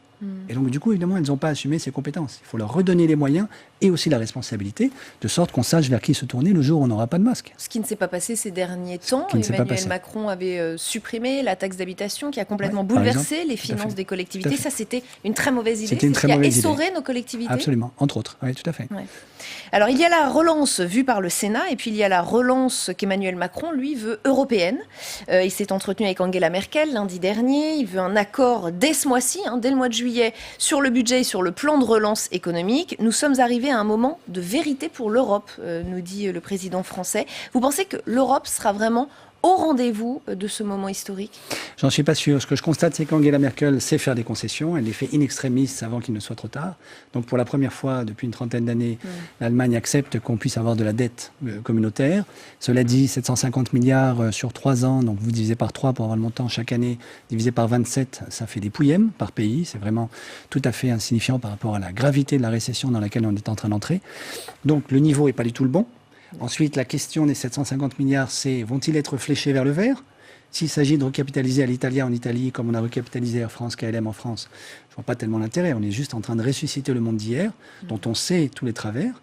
Et puis, troisièmement, comment est-ce qu'on va payer cette dette? Parce que même si c'est de la dette communautaire, c'est de la dette. Si on exige le remboursement de cette dette en augmentant la contribution de chaque État au budget européen, on n'a rien gagné.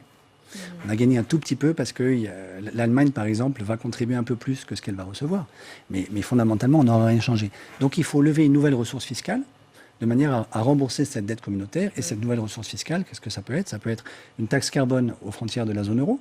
Ça peut être une taxe sur les transactions financières, depuis le temps qu'on en parle. Ça peut être une taxe sur les GAFAM.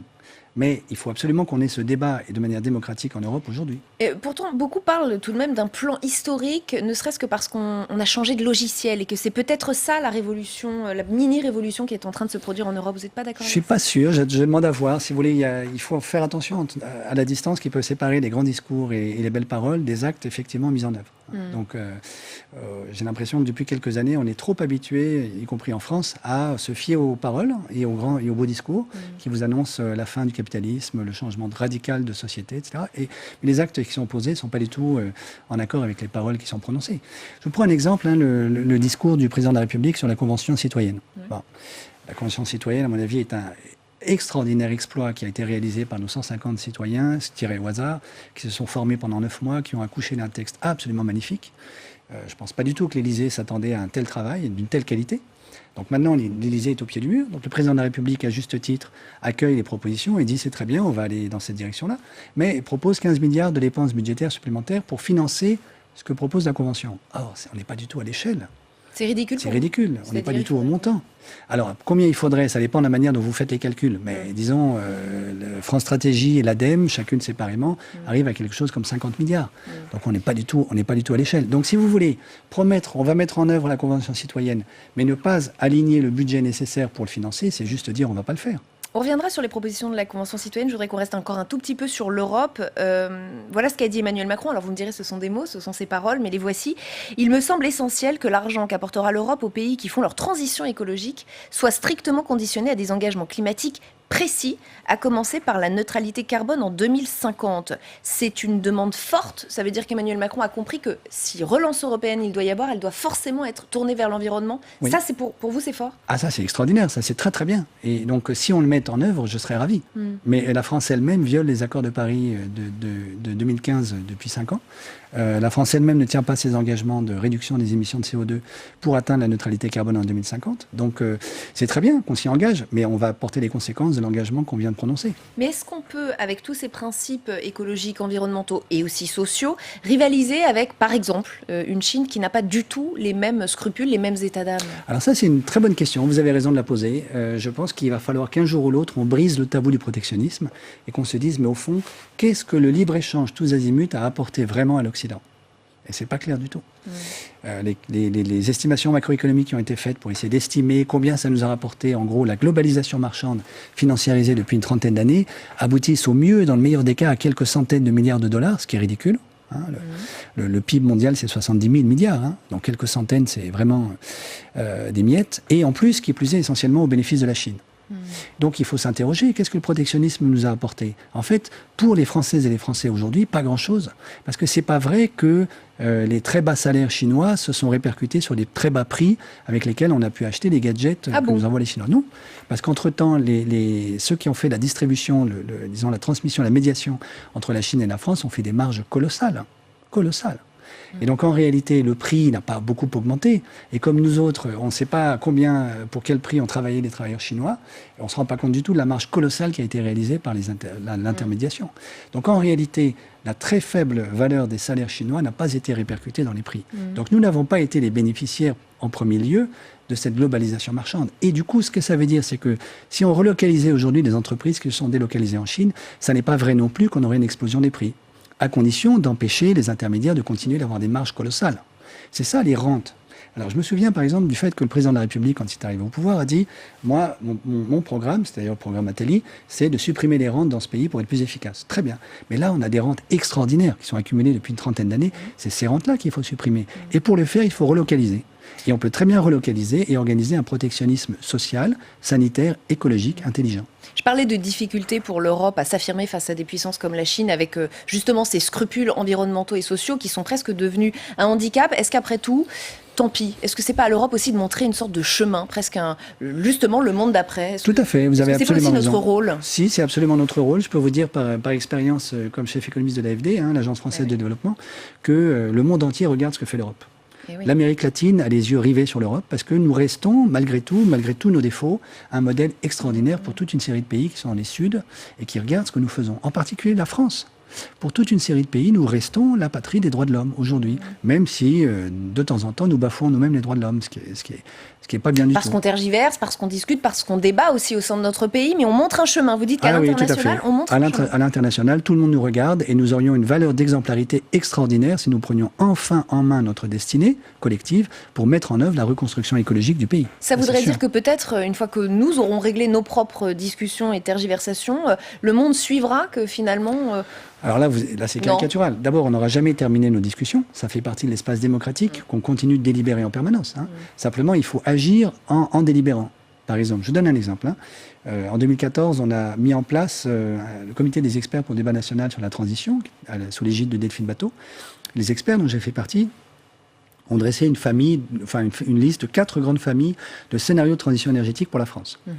Alors, d'une certaine manière, le grand débat qui est devant nous aujourd'hui, c'est lequel des 4 ? Scénario Négawatt, Négatype, Ancre, ADEME. Ce qui les distingue, c'est en gros le bouquet énergétique français en 2035. Et pour simplifier, la part du nucléaire dans le bouquet énergétique français. Bon, on sait que ça, c'est le truc sur lequel nous adorons, nous les Français, nous bagarrer en permanence.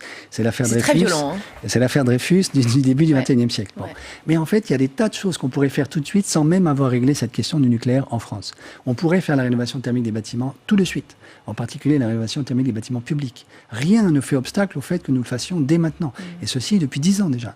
On pourrait engager un vrai programme de réaménagement du territoire pour faire de l'optimisation urbaine, pour faire de la polyagriculture autour des centres urbains très denses, reliés entre eux par du train. Donc il faut réhabiliter par exemple la SNCF et le réseau de chemin de fer extrêmement dense que nous avions après 1945. Donc, tout ça, on peut le faire sans même se prononcer immédiatement sur la question du nucléaire. Et pourquoi ne le faisons-nous pas ? Ah ça, c'est une grande question. Il manque la volonté politique. Juste la volonté politique ou aussi peut-être un financement, un mode de Non, financement viable non, le mode de financement, on a mis 300 milliards d'euros de garantie publique aujourd'hui. Il n'y en a que 100 milliards qui ont été appelés, à ma connaissance, jusqu'à présent. Il en reste 200.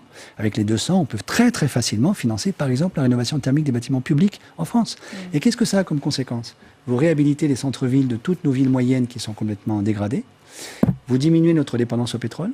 Vous améliorez la balance commerciale et vous créez énormément d'emplois. Vous créez en moyenne 15 emplois par million d'euros investis. Et donc, comme ça doit vous coûter quelque chose comme 6-7 milliards par an sur 2-3 ans, vous créez au moins 500 000 emplois, voire 1 million d'emplois sur 3 ans, ce qui est colossal. Si on revient sur les... Pardon. Non, je vous en prie. Si on revient sur les propositions de la Convention citoyenne pour le climat, Emmanuel Macron a écarté la taxe de 4% sur les dividendes pour les investissements dans le vert, dans l'écologie. Vous dites qu'il a fait une erreur ? Oui, il a fait une erreur. Je pense que si vous voulez, c'est un problème de fond depuis une quarantaine d'années. La globalisation marchande et le capitalisme financiarisé dans lequel nous sommes entrés, en réalité, a rompu les amarres avec le capitalisme tout court. Au sens où nous avons donné tous les pouvoirs à des grands corps d'actionnaires, par exemple les fonds communs de placement, qui n'épousent absolument pas la logique des entreprises dans lesquelles ils investissent, qui sont simplement en attente d'un rendement sur action, quoi qu'il arrive. Alors, il se peut que l'entreprise ait des soucis, qui sont tout à fait légitimes, par exemple parce que la conjoncture n'est pas bonne. Alors, ces grands groupes d'actionnaires s'en fichent complètement et exigent, quoi qu'il arrive, du 10% de rendement sur action par an. Dans une économie qui n'a pas de croissance, c'est juste impossible. Donc, ça oblige les entreprises à faire des opérations qui n'ont absolument aucun sens d'un point de vue économique. Par exemple, elles s'endettent pour racheter leurs propres actions sur le marché actions et faire des cadeaux à leurs actionnaires. Oui, mais quand on fait ça, ça n'a plus aucune relation avec la logique du business réel de l'entreprise dans l'économie réelle. Bon. Et donc, cet actionnariat-là tue le capitalisme, en vérité. Et donc, il y a un moment où il faut la raisonner et se dire, mais nous, on veut protéger nos entreprises, en particulier en France. On veut protéger, au fait, même le capitalisme d'il y a 30 ans a besoin d'être protégé. Et pour ça, il faut mettre des barrières à l'hubris de cet actionnariat-là. Alors, si on refuse de taxer les dividendes, on est juste en train de donner le signal que ça va continuer d'être Noël tous les jours pour cet actionnariat. Et pourtant, Emmanuel Macron nous dit que justement, ça ne freinera pas les investissements, qu'on a besoin des investissements. Il essaye de réconcilier économie de marché et écologie, ce qui, sur le papier, paraît un peu incompatible. C'est vrai, on a besoin absolument d'investissements, je suis d'accord avec vous, et on est en sous-investissement depuis une vingtaine d'années, en particulier en France, investissement public et privé. La grande difficulté, c'est que l'obstacle majeur à l'investissement privé en France aujourd'hui, c'est pas le fait qu'on n'ait pas fait suffisamment de cadeaux aux actionnaires. On en a fait tellement. Non, l'obstacle majeur, c'est le surendettement privé. Alors, on parle beaucoup dans les médias du surendettement public. Et on n'a pas complètement tort. C'est vrai qu'on a beaucoup de dettes publiques. Mais la dette privée, c'est beaucoup plus grave que la dette publique. Et en plus, elle est beaucoup plus importante que la dette publique. Avant la pandémie, on était à 99% du PIB de dette publique. Bon, on va passer à 120 à peu près. Mais en dette privée, on était à 130. Avant la pandémie. Alors, je ne sais pas à combien on va passer, peut-être 150 aujourd'hui. Mais ça veut dire qu'on est beaucoup plus endetté dans le secteur privé que dans le secteur public. Or, quand vous avez un État qui a beaucoup de dettes, c'est compliqué, mais il peut continuer d'investir en vérité. Il n'est pas mort. Le Japon a 250% du PIB de dette publique, les Japonais ne sont pas morts. En revanche, une entreprise qui a trop de dettes, d'abord n'arrive plus à rembourser ses dettes et certainement ne peut plus investir. Parce qu'aucune banque n'est prête à lui prêter pour qu'elle investisse. Et donc, la fin de l'investissement en Europe depuis une vingtaine d'années, c'est pas qu'on n'a pas été assez sympa avec les actionnaires, c'est qu'on n'arrive pas à résoudre le problème du surendettement privé de nos entreprises. Du coup, et j'en termine là sur ma démonstration, l'urgence des urgences aujourd'hui pour sortir de la déflation dans la zone euro, c'est pas d'obliger les États à se désendetter coûte que coûte. C'est pas l'austérité budgétaire qui ne résoudra rien en termes de dette publique. Si vous regardez la Grèce, on a infligé une cure d'austérité budgétaire incroyable à la Grèce en 5 ans. On a diminué le PIB de 25%, on a diminué tous les salaires de 25%, etc. Mais le ratio dette publique sur PIB en Grèce est le même aujourd'hui qu'en 2010, au début de la crise de la dette publique grecque, 180%. Ça n'a rien changé. Donc, l'austérité budgétaire ne résout rien sur la dette publique. Donc, c'est surtout pas ça qu'il faut faire. Il faut au contraire que l'État continue d'investir pendant que le secteur privé se désendette. C'est ça l'urgence, c'est de désendetter le secteur privé.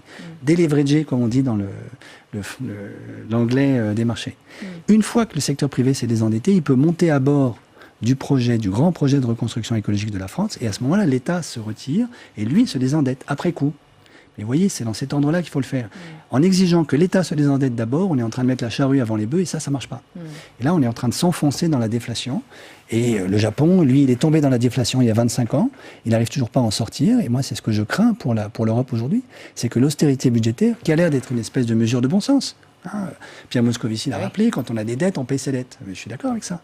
Sauf que quand ça nous fait mourir, il vaut mieux ne pas payer ses dettes tout de suite.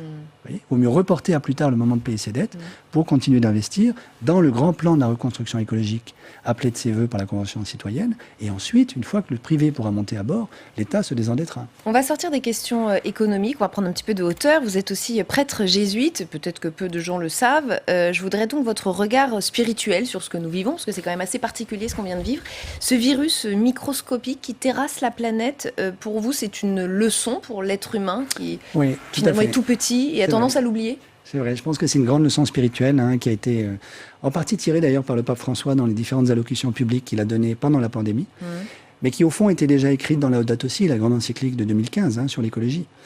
C'est-à-dire, ce dont nous avons fait l'expérience, c'est que nous détruisons les écoumènes naturels dans lesquels nous vivons, ce qui nous rapproche d'un certain nombre d'animaux qui sont porteurs de virus face auxquels nous n'avons aucune immunologie. Typiquement la chauve-souris, qui est porteur de tous les coronavirus. Alors il y a un animal de médiation, donc, le pangolin. Le pangolin, et précédemment c'était la civette palmée, etc. Bon. Mais en réalité, ce qui se passe, c'est qu'on se rapproche de plus en plus d'animaux que nous ne connaissons pas. Et ça, pourquoi? Parce que nous, par exemple, nous pratiquons la déforestation de manière systématique, ou nous détruisons nos écoumènes, ce qui nous rapproche de ces animaux. Donc ça, c'est, si vous voulez, l'hubris d'une humanité qui n'accepte pas qu'elle puisse avoir en face d'elle une nature, une création, dans le langage chrétien, qui lui parle et à qui elle peut parler, et dont elle doit prendre soin. Donc ça, c'est une hubris. Et qui lui est même peut-être supérieure. Non, je n'ai pas dit ça. Non. Qui est son alter ego et son interlocutrice. Voilà. Bon. C'est-à-dire, il faut rompre avec une anthropologie. Si vous voulez, c'est l'anthropologie de l'homme de Vitruve de Léonard de Vinci. Vous voyez, cet homme qui est comme ça, dans un triangle et un cercle. Cet homme-là, d'abord, c'est un homme mâle. Il n'y a pas de femme. Il est dans une solitude métaphysique totale, il ne connaît pas les femmes. Comme représentation de l'humanité, vous voyez. Il est blanc. Les autres peuples de la planète n'existent pas. Il n'y a pas d'enfants, il n'y a pas de vieillards, il n'y a pas de malades. Donc il est en bonne santé, il est adulte. Et la nature n'est pas là. Donc il est dans une solitude métaphysique absolue. Et qu'est-ce qui lui reste comme support? La géométrie, dans son triangle, son cercle, et la toute-puissance de la science. Le contrôle, en tout cas. Le contrôle, la maîtrise, voilà. Et donc c'est cette anthropologie-là, la solitude métaphysique de l'homme mâle blanc, le carno-phallogocentrisme, ça c'est un terme de Jacques Derrida. Carnot, il mange de la viande, et vous aurez remarqué que c'est en général les mecs qui ont du mal à arrêter de manger de la viande, alors qu'il faudrait, du point de vue écologique. Phallogo, parce que dans phallogo, il y a phallus, donc c'est la phallocratie.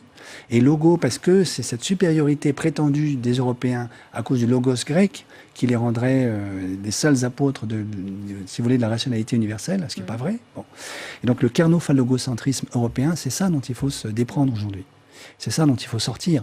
Et le virus, le coronavirus, nous montre qu'en réalité, nous sommes d'une fragilité insigne, que nous dépendons des écoumènes naturels avec lesquels nous vivons, et que la création est une vraie interlocutrice qui nous parle. Elle nous parle à travers ce virus. Et au fond, si vous réfléchissez une minute, elle nous a parlé de manière très bienveillante. Parce que nous allons nous rendre compte, malheureusement, dans quelques mois, sauf s'il y avait une grande deuxième vague terrible cet automne, mais que finalement, le virus aura tué beaucoup moins que le confinement. C'est-à-dire la très mauvaise réponse que nous avons apportée à la pandémie. Et que certains pays ont réussi à éviter.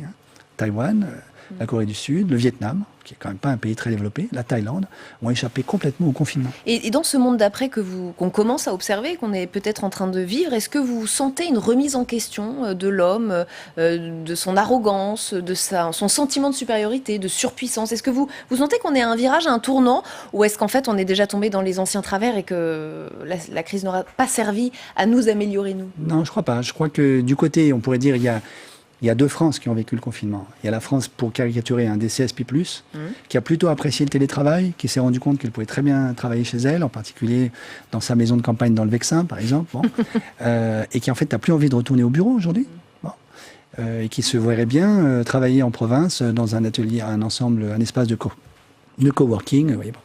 Et puis vous avez les autres qui ont souffert terriblement pendant le confinement. Certains sont allés bosser sans masque, sans gel, ont pris des risques pour les autres Français.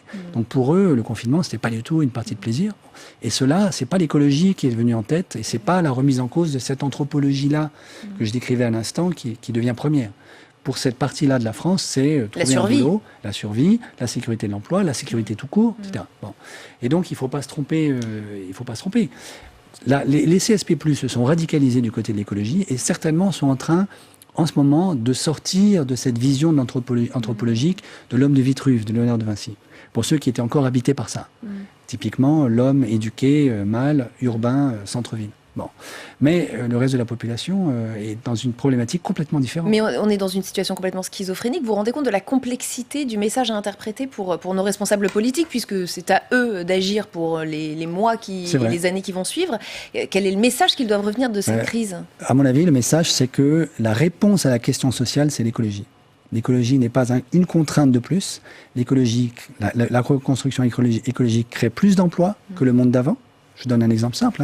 Dans le monde d'avant, les chiffres que nous avons sur l'emploi ne sont pas exacts. Pourquoi ? Parce qu'ils ne tiennent pas compte du travail partiel, du travail à temps partiel. Si vous teniez compte du travail à temps partiel, nous avions 30% de chômage avant la pandémie. Et nous en allons avoir beaucoup plus après la pandémie. Donc en réalité, le monde d'avant était incapable de fournir du travail à tout le monde. Absolument incapable. Ressusciter le monde d'avant ne résoudra aucun des problèmes sociaux que nous avons aujourd'hui. En revanche, la reconstruction écologique, ça crée des emplois, ça donne du sens à votre boulot. Donc vous sortez des bullshit jobs au centre de Graeber qui rendent malade tout le monde. Et évidemment, ça ne peut se faire que si vous accompagnez par la formation professionnelle ceux qui aujourd'hui sont coincés dans les secteurs condamnés. L'aéronautique avec le kérosène, la voiture thermique au pétrole, etc. Donc ces gens-là, il faut les accompagner vers des métiers qui ont du sens et qui dessinent la société que nous voulons, une France zéro carbone en 2050. Et c'est peut-être un message à Emmanuel Macron qui est en pleine spéculation pour un remaniement. Merci infiniment en tout cas Gaël Giraud d'avoir fait cet entretien avec nous. C'est la fin de cette émission. Très très bonne soirée sur Public Sénat.